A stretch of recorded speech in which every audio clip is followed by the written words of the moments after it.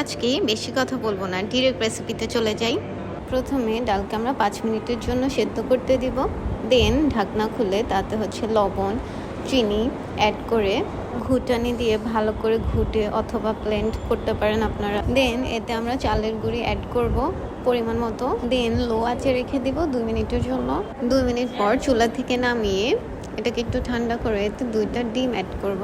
দেন উপরে 2 চামচ ঘি ছিটিয়ে এটাকে ভালো করে মিক্স করে সুন্দর করে রুটির মতো বানিয়ে এটাকে সুন্দর সুন্দর পিঠার শেপ দিব।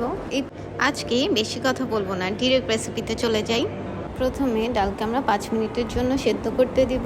দেন ঢাকনা খুলে তাতে লবণ, চিনি অ্যাড করে ঘুটানি দিয়ে ভালো করে ঘুটে অথবা ব্লেন্ড করতে পারেন আপনারা। দেন এতে আমরা চালের গুঁড়ি অ্যাড করব পরিমাণ মতো। দেন লো আঁচে রেখে দিব 2 মিনিটের জন্য।